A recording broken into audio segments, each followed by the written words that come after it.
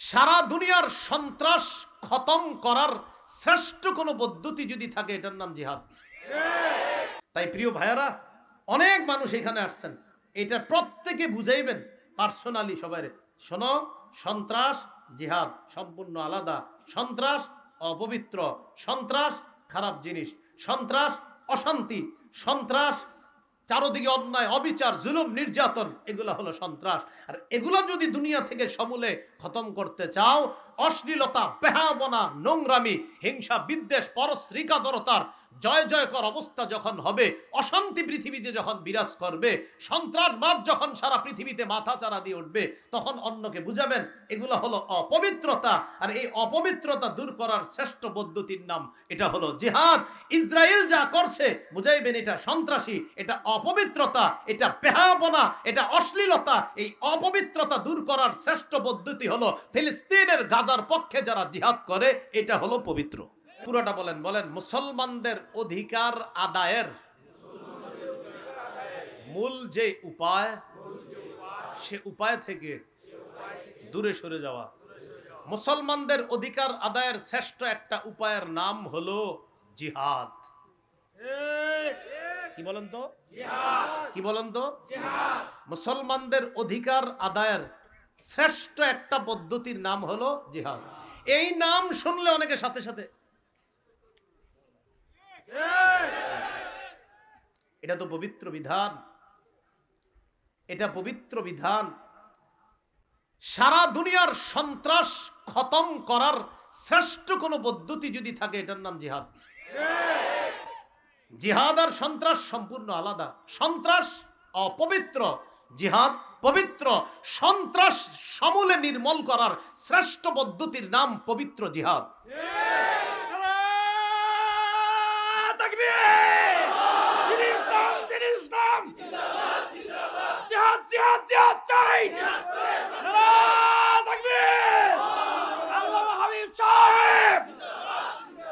এখন বিষয় হলো, এই বিষয়গুলো আমরা অন্যদেরকে বুঝাইতে হবে যে সন্ত্রাস আর জিহাদ দুটি শব্দ একদম পুরা রাত দিন পার্থক্য। একটা হলো অপবিত্র আর একটা পবিত্র, এটা বুঝাইতে হবে। আমি কোথাও র্যাবের একটা সাইনবোর্ডের মধ্যে লেখা দেখছিলাম, জিহাদ আর সন্ত্রাস এক না। কথাটা সত্য লেখা আছে, জিহাদ আর সন্ত্রাস এক না, সত্য কথা। এখন কথা হলো এই বিষয়টা, এটা আমাদের শিখতে হবে, জানতে হবে। কিন্তু শিখবো, জানবো কার কাছ থেকে? উলামায়ে কেরামের কাছ থেকে। তাদের কাছ থেকে জানার পর জিহাদের বিষয়টা প্রয়োগ। কিন্তু আপনি হঠাৎ কোন একটা বাড়ি উড়াইয়া দিলেন, উড়াইয়া দেওয়ার পরের দিন আপনি বললেন জিহাদ, এটার নাম জিহাদ না। একটা বাড়ি আপনি উড়াইয়া দিয়েছেন, হঠাৎ রাতের বেলা গিয়ে উড়াইয়া দিয়েছেন একটা বাড়ি, উড়াইয়া দিয়ে বললেন এটা জিহাদ না। জিহাদ আলেমরা যদি বলে যে এই মুহূর্তে ওই পরিস্থিতিতে এই অবস্থায় ফরজ, তাহলে ফরজ। তখন উলামায়ে কেরামের ফতোয়ার অপেক্ষা করতে হবে।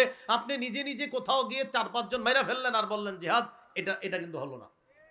এটাও আলেমদের কাছ থেকে আপনি শিখতে হবে, কোথায় প্রয়োগ করতে হবে এটাও শিখতে হবে। কিন্তু মূল বিষয়টা এটা কিন্তু আপনার মনে রাখতে হবে, মুসলমানদের অধিকার আদায়ের শ্রেষ্ঠ একটা পদ্ধতি, এটার নাম হলো কি? জিহাদ। আল্লাহ পাক রব্বুল আলামিন যুগে যুগে মুসলমানদেরকে যে বিজয়গুলা দান করেছেন, এই বিজয় যদি আপনি লক্ষ্য করে দেখেন, ইতিহাস যদি তালাশ করে দেখেন, আগে আঘাত করেছে বেঈমানরা, পরে মুসলমানরা সেটাকে কি করেছে? প্রতিহত করেছে। কিন্তু আগে আঘাত তারা করেছে। এই জন্য দুইটা আয়াত সারা জীবন মনে রাখবেন। সূরা তাওবা 38-39 নম্বর আয়াত, আল্লাহ পাক রব্বুল আলামিন বলেন,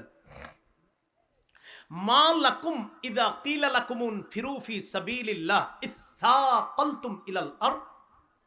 এ মুমিনগণ, তোমাদের হলো কি, যখন তোমাদেরকে আল্লাহর রাস্তায় জিহাদে বের হতে বলা হয়, তখন তোমরা দুনিয়ার প্রতি ঝুঁকে পড়ো। আরাদিতুম বিল হায়াতিদ দুনিয়া মিনাল আখিরাহ, তোমরা কি আখিরাতের মোকাবেলায় দুনিয়া নিয়ে তোমরা উৎসাহিত, উৎফুল্ল, আনন্দিত, খুশি? ফামা মাতাউল হায়াতিদ দুনিয়া ফিল আখিরাতি ইল্লা কলিল, আখিরাতের মোকাবেলায় দুনিয়ার ভোগ বিলাস সামান্য ছাড়া আর কিছুই না। আখিরাতের মোকাবেলায় দুনিয়ার ভোগ বিলাস সামান্য ছাড়া আর কিছুই না। এরপরে আল্লাহ বলে, ইল্লা তানফিরু, যদি তোমরা জিহাদে বের না হও, যুদ্ধে বের না হও, যদি তোমরা যুদ্ধে জিহাদে যেতে রাজি না হও, এটাকে যদি অস্বীকার করো, ইউআযিবকুম আযাবান আলীমা, তিনি তোমাদেরকে কঠিন শাস্তি দিবে। ওয়াস্তাবদিল কওমান গায়রাকুম, তোমাদের পরিবর্তে অন্য আরেক জাতি আল্লাহ এনে তাদেরকে দিয়ে জিহাদ করাবে। আল্লাহ তোমাদের মুখাপেক্ষী না। এই হলো আপনার 5 নাম্বার, আমাদের অধিকার আদায়ের যে নিয়ম, এটা আমরা ভুলে গেছি। তাই প্রিয় ভাইয়ারা, অনেক মানুষ এখানে আসছেন, এটা প্রত্যেকে বুঝাইবেন পার্সোনালি সবাই। শোনো, সন্ত্রাস জিহাদ সম্পূর্ণ আলাদা। সন্ত্রাস অপবিত্র, সন্ত্রাস খারাপ জিনিস, সন্ত্রাস অশান্তি, সন্ত্রাস চারদিকে অন্যায়, অবিচার, জুলুম, নির্যাতন, এগুলা হলো সন্ত্রাস। আর এগুলা যদি দুনিয়া থেকে সমূলে খতম করতে চাও, অশ্লীলতা, বেহায়াপনা, নোংরামি, হিংসা, বিদ্বেষ, পরশ্রীকাতরতার জয় জয়কর অবস্থা যখন হবে, অশান্তি পৃথিবীতে যখন বিরাজ করবে, সন্ত্রাসবাদ যখন সারা পৃথিবীতে মাথা চারা দিয়ে উঠবে, তখন অন্যকে বুঝাবেন এগুলো হলো অপবিত্রতা। আর এই অপবিত্রতা দূর করার শ্রেষ্ঠ পদ্ধতির নাম, এটা হলো জিহাদ।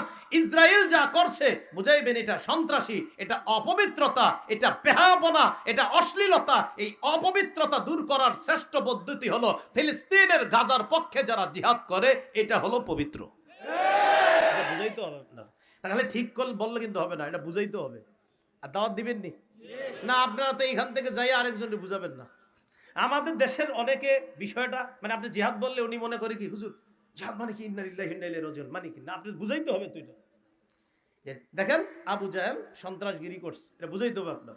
ফেরাউন সন্ত্রাসগিরি করছে, নমরুদ সন্ত্রাসগিরি করছে, বলবেন যে আগে নমরুদ ফাইজলামি করছে, ফেরাউন সন্ত্রাসগিরি করছে, মুসা নবী সহ্য করছে, আবু জাহেল সন্ত্রাসগিরি করছে, মুহাম্মদ সাল্লাল্লাহু আলাইহি সাল্লাম সহ্য করছে। এইভাবে বুঝাবেন। লম্বা সময় সহ্য করার পর আল্লাহ বলছে আর কত, এবার প্রতিহত করেন। এভাবে আপনি বুঝাইতে হবে। তা আমাদের সমস্যাটা হলো আমরা আরেকজনকে যে একটু ঠান্ডা মাথায় বুঝাবো, এই কাজটা কেউ করি না। এখান থেকে উঠে আপনি একজনের সাথে হইতে পারে ঝগড়া লাগাই দিবেন, তুই বুঝোস কারে কয় না, এভাবে না, সুন্দরভাবে আপনি বুঝাইতে হবে। ভাইজান, আবু জাহেল যে নবীর অত্যাচার করছে এগুলো আপনি মানেন না? তখন বললো হ্যাঁ ঠিকই তো, আবু জাহেল আমার নবীর যে কষ্ট দিছে। তখন এর এই সুন্দরভাবে বুঝাইবেন, এই যে আবু জাহেল কষ্ট দিছে, এই সন্ত্রাসগিরি করছে, নবী কাবা চত্বরে নামাজ পড়তেছে, উকবা ইবনে আবি মুআইদ নবীর গলায় চাদর পেঁচায় নবীর হত্যা করতে চেষ্টা করছে, জানেন? তখন বুঝানো পড়বো, তাই তো আমার নবীর এভাবে কষ্ট দাও, এটা তো অন্যায়, এটা তো খারাপ, এটা তো সন্ত্রাসগিরি। তখন আপনি বলবেন এইগুলা নির্মূল করার জন্য আল্লাহ বিধান দিছে জিহাদ। তখন বলবে ও আচ্ছা, এটার নাম জিহাদ, এটা বুঝাইতে হবে। তা আমরা যে কথাগুলা বুঝলাম, আমাদের অধিকার আদায়ের বিষয়গুলা, এগুলো আমাদের জানতে হবে, বুঝতে হবে, আমাদের প্রজন্মকে এটার সঠিক ধারণা দিতে হবে। বলেন আমার সাথে, আদর্শ যোগ্য নেতৃত্বের অভাব। আমরা নেতৃত্ব শূন্যতায় ভুগতেছি। শুধু আমাদের ছাত্র ভাইদের দেশ ছাড়া, আমাদের ছাত্র ভাইদের দেশ ছাড়া আর যত মুসলিম নেতৃত্বে যারা আছে আপনার, বিশেষ করে যাদের ভূমিকা রাখা উচিত ছিল এই ফিলিস্তিন ইস্যুতে, আপনার আরব জাহানের সহ আপনার যত প্রায় মুসলিম নেতৃত্বদেরকে দেখবেন, তাদের কথা এক এক সময় এক এক রকম, কেমন যেন মুনাফিকি আচরণ বারবার প্রকাশ পায়। এই একটা সংকটে আমরা ভুগতেছি। এটা আমাদের অধপতনের 6 নম্বর কারণ। অথচ উচিত ছিল তাদের 4টা কাজ বাস্তবায়নে কঠিন গুরুত্ব দেওয়া, যেটা সূরা হজের 41 নম্বর আয়াতে আল্লাহ বলছে ইসলামী রাষ্ট্র ব্যবস্থার মূল মৌলিক প্রধান কাজ হবে 4টা। আল্লাযীনা ইম্মাক্কান্নাহুম ফিল আরদি আকামুস সালাহ ওয়া আতাউয যাকাহ ওয়া আমারু বিল মা'রুফ ওয়া নাহাউ আনিল মুনকার। আমি যাদেরকে পৃথিবীতে ক্ষমতা দেই, আমি যাদেরকে ক্ষমতায় বসাই, তাদের মৌলিক মূল কাজ হবে 4টা। 1 নাম্বার, তারা সালাত কায়েম করবে, নামাজ কায়েম করবে, নামাজ প্রতিষ্ঠিত করবে। 2 নাম্বার, ও আতাউজ যাকাত, যাকাত আদায় করবে। কয়টা মুসলমান দেশে বলেন পরিপূর্ণভাবে যাকাত আদায় হচ্ছে? তো আল্লাহ তো লক্ষ্য তো বলে দিছে, উদ্দেশ্য তো বলে দিছে। মুসলিম কান্ট্রি মাশাআল্লাহ এখন শুধু আফগানিস্তান ছাড়া আর বলেন সারা পৃথিবী কোথায় একদম পরিপূর্ণ সবাই সালাত আদায় করে? তো 1 নাম্বার আকামুস সালাহ, নামাজ কায়েম করবে। 2 নাম্বার আতাউজ যাকাত, 3 নাম্বার ও আমারু বিল মারুফ, নেক কাজের আদেশ করবে। 4 নাম্বার ওয়া নাহাউ আনিল মুনকার, অসৎ কাজ থেকে নিষেধ করবে। ইসলাম যে শান্তি সেটা কিন্তু আফগানিস্তান সারা পৃথিবীতে দেখাই দিতেছে। এবং যারা তাদের থেকে মুখ সরায় নিছিল, বলছিল না সমর্থন দেই না, এখন এরাও সমর্থন দিতে চাইতেছে। আফগানিস্তান গনেও নাই, আপনি না দিলে কি সমর্থন আমারে? এখন তারা বুঝিয়ে দিতেছে অর্থনীতি এটাও আমরা তুমগরে শিখামো, বুঝাইতেছে। এরপরে পানি ব্যবস্থা আমগরে আটকাইবা, এটাও তুমগরে আমরা বুঝাবো। রাষ্ট্র ব্যবস্থা আমাদেরকে আটকাই দিবা, এরা বুঝাইতেছে না, আরে তুমগরে আমরা শিখামো রাষ্ট্র ব্যবস্থা কারে কয়। অর্থনীতিতে আমাদেরকে আটকাইবা না, অর্থনীতি কারে কয় তো আমরা তোমাদেরকে শিখাবো। আরে মুসলমান তো এমনই ছিল, সারা পৃথিবীকে মুসলমান শিখাবে, মুসলমান অন্যর কাছ থেকে ধার করে শিখতে হবে না, শিখাই দিতেছে, সারা পৃথিবীতে শিখাই দিতেছে। যারা এতদিন বিরোধিতা করছে না, এরা কয় না এদের কাজ তো অনেক, এখন আস্তে আস্তে কয়েকদিন পরে বলবে জি আপনারাই সেরা, তো সেরাদেরকে সেরা বলবে না কি বলবে? এই জন্য এগুলো ভাবনার বিষয়, এখনো ভাবনার বিষয়। আসলে ইসলাম শান্তি, ইসলাম আসলেই শান্তি। ইসলাম প্রতিষ্ঠিত হলে সব ধর্মের মানুষ শান্তিতে থাকবে। তো 4টা কাজ: নামাজ কায়েম করা, যাকাত প্রতিষ্ঠিত করা, আদায় করা। 3 নাম্বার নেক কাজের আদেশ করা, অসৎ কাজের নিষেধ করা। এমন একটা যোগ্য নেতৃত্ব আমরা খুঁজতেছি। এ হলো 6 নাম্বার। 7 নাম্বার আমাদের অধপতনের কারণ, শত্রুকে বন্ধু বানানো। হ্যাঁ, কি বানানো? একটু সবাই আমার দিকে তাকান, দেখেন না, শোনেন, আল্লাহ বইলা দিছে, শোনো ওমকে তোমার শত্রু বইলা দিছে, একদম চিহ্নিত করছে, ওমকে তোমার শত্রু, ওমকে তোমার শত্রু চিহ্নিত করে দিছে। একটা যদি এরকম হইতো যে আল্লাহ বইলা দেয় নাকি, বইলা দিছে ওমকে, তো এরপর আমি বলতেছি না হ্যাঁ আমার বন্ধু, তো লাভ হইব কি? আল্লাহ বইলা দিছে ওমকে শত্রু, আমি বলতেছি না বন্ধু, তো কি হইল? সূরা মাইদার 51 নম্বর আয়াতে আল্লাহ বলেন, ইয়া আইয়ুহাল্লাযীনা আমানু লা তাত্তাখিযুল ইয়াহুদা ওয়ান নাসারা আউলিয়া। হে ঈমানদারগণ, তোমরা ইহুদি খ্রিস্টানদেরকে অভিভাবক রূপে গ্রহণ করবা না, বন্ধু রূপে গ্রহণ করবা না। অভিভাবক রূপে বললে চমৎকার ব্যাখ্যা হয়। ইহুদি খ্রিস্টানদেরকে যদি অভিভাবক বানাও, এরা অভিভাবক সাইজা তোমাদের উপরে যত আকাম আছে সব চাপাবে। অভিভাবক বানাও, কি বানাও? অভিভাবক। দেখবেন আমার একটা আলোচনা আছে রমজানের আগে, যে ওই যে ইয়ানি আপনার কি জানি গেল 31st নাইট, এটারে কেন্দ্র করে একটা আলোচনা করেছিলাম যে এদেরকে অভিভাবক বানাইলে আমাদের ক্ষতি কি কি, সেখানে 10টা আলোচনা করেছিলাম। সম্ভবত আপনাদের কিশোরগঞ্জের কোথাও বয়ানটা করেছি, এটা দেখছে অনেকে, আলোচনাটা আছে। তো ওখানে আলোচনা করেছিলাম এদেরকে বন্ধু বানানোর আমাদের কি কি ক্ষতি, একদম কোরআন সুন্নাহ থেকে প্রমাণ করেছি যে আমাদের এই ক্ষতি আমাদের উপর চাপাই দিছে না। করিমগঞ্জ, আচ্ছা। তো এই হলো আপনার 7 নাম্বার, যাদেরকে শত্রু হিসাবে চিনাই দিছে আল্লাহ, আমরা কই বন্ধু। বলেন আটো সাটো ছোটখাটো পোশাক পরা, এগুলাই মুসলিম মেয়েদের কালচার? যারে বন্ধু বানাইছেন হেরা চাপাই দিচ্ছেন না, ওইগুলো পরো, পইরা বলবা এটা আমার ব্যক্তি স্বাধীনতা, শিখাই দিছে। আপনি হাঁটুর উপরে প্যান্ট পরবেন, প্যান্ট পরার পর রাস্তায় হাঁটবেন, আপনি ইমাম সাহেব বলবে হে মিয়া তোমার বয়স 25 বছর, এটা কি পড়ছো? হুজুর এটা আমার ব্যক্তি স্বাধীনতা। এটা কে শিখাইছে? বন্ধুরা শিখাই দিছে। কিছু কইলেই কইবা ব্যক্তি স্বাধীনতা। আল্লাহ আমাদেরকে বোঝার তৌফিক দান করেন। তাহলে 7 নাম্বার, শত্রুকে বন্ধু বানাইছে, অধপতনের এগুলো 7 নাম্বার কারণ। আমাদের অধপতনের 8 নাম্বার কারণ, যথাযথ মুসলমানদের একটা যথাযথ সুরা ব্যবস্থা না থাকা। সুরা ব্যবস্থা, যারা পরামর্শ করে আমাদেরকে কিছু বলবে আর আমরা এটা সবাই মেনে নিব, এই জাতীয় একটা শূন্যতা আমরা ভুগতেছি। আমরা মাঝে মাঝে অপেক্ষা করি, এই মনে হয় মুসলমানরা একসাথে হয়ে ফিলিস্তিনের ব্যাপারটা সমাধান করবে, 3 দিন পরে দেখি না ওই জায়গায় কোনো ঘাপলা ছিল। হ্যাঁ, মনে এই সমাধান হয়ে হয়ে গেছে মনে হয় না, পরে চিন্তা করে দিন না উদয় এনে ঘটনা অন্য কিছু ঘটে গেছে। এই যে সূরা ব্যবস্থা যথাযথ, এটা আমাদের নাই। সূরা আলী ইমরানের 159 নম্বর আয়াতে আল্লাহ বলছেন ওয়াশাবিরহুম ফিল আম, তাদের সাথে মাশওয়ারা করে কাজ করবেন। এটা ইসলামী রাষ্ট্র ব্যবস্থা হলে ওই ব্যবস্থাগুলো খুব সুন্দর হয়। এই হলো আমাদের অধপতনের কারণ বললাম, যেটা বললাম। এবার আসেন সূরা হুজুরাতের 2 নম্বর আয়াত, যেটা শুরুতে বলেছিলাম, নবীর আওয়াজের উপর নিজেদের আওয়াজ উঁচু করবা না, জোর গলায় কথা বলবা না। কেন? এতে তোমাদের আমল নামা বরবাদ হয়ে যেতে পারে। তোমাদের আমল নামা কি হয়ে যেতে পারে একটু বুঝেন। এই আয়াত দ্বারা বোঝা যায় নবীর সাথে বেয়াদবি করলে আমল নামা বরবাদ। নবীর সাথে কি করলে? এই যুগে কি নবীজি আছে? এই যুগে নবীর সাথে বেয়াদবি কি? কেউ যদি এই যুগে বলে আমি নবী, কেউ তো কাফের, তো কাফের, সে হলো ইন্টারন্যাশনাল বেয়াদব মার্কা কাফের। বেয়াদব কাফেরও, আরো যত খারাপ ইয়া লাগানো যায়। রাসূল সাল্লাল্লাহু আলাইহি সাল্লামের যদি কেউ ব্যঙ্গ করে, উল্টা পাল্টা কিছু আট করে এটা ব্যঙ্গ করে, এটা বেয়াদবি।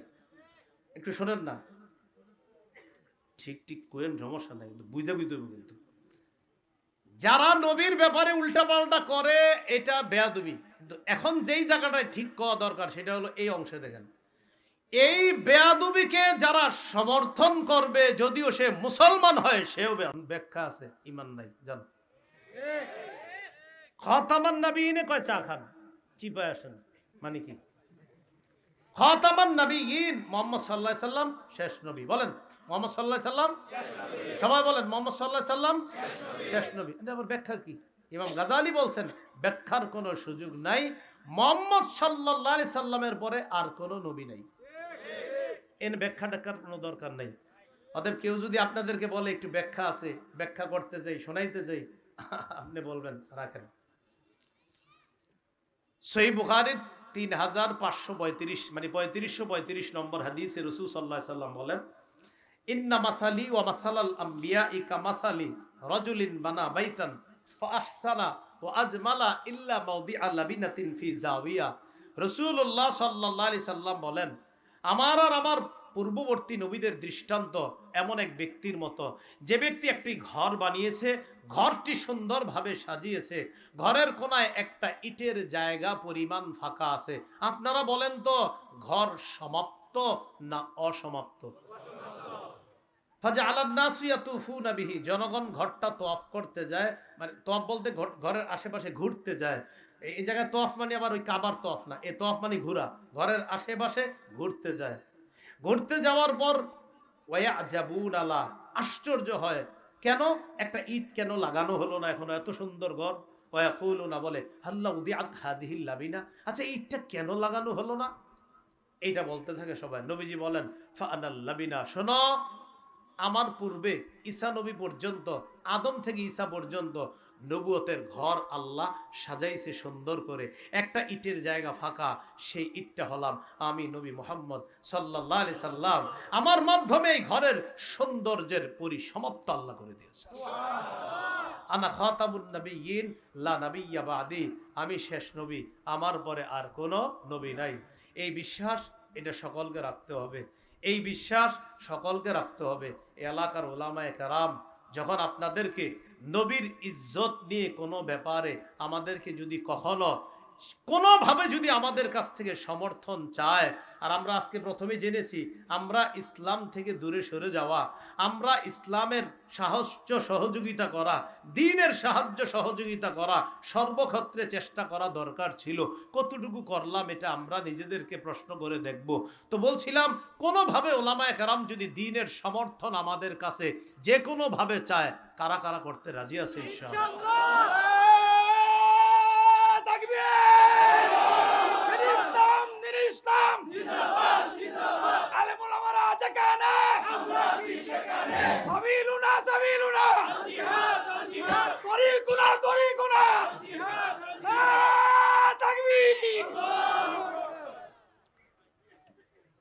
আল্লাহ আমাদের সকলকে, এক ভাই কি জানি লিখে দিছে, হ্যাঁ লেখা কিছু দিন না, এখানে আমি প্রশ্ন উত্তর দেওয়ার যোগ্যতা মরার আগেও সম্ভবত হবে না, মানে পাবলিক প্লেসে দেওয়ার।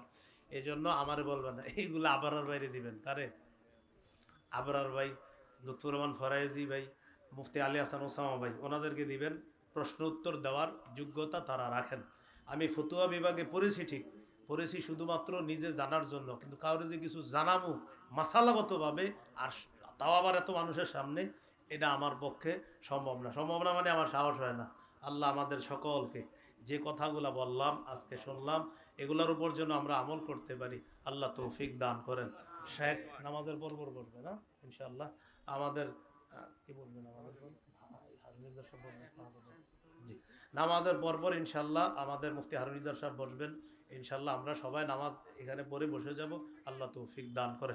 একটা ঘোষণা দেওয়ার জন্য বলা হয়েছে, আপনারা অনেক দূরে থাকেন, অনলাইন থেকে আমার সংকলন করা মিম্বরের আমানত আপনারা অনেকে সংগ্রহ করেছেন।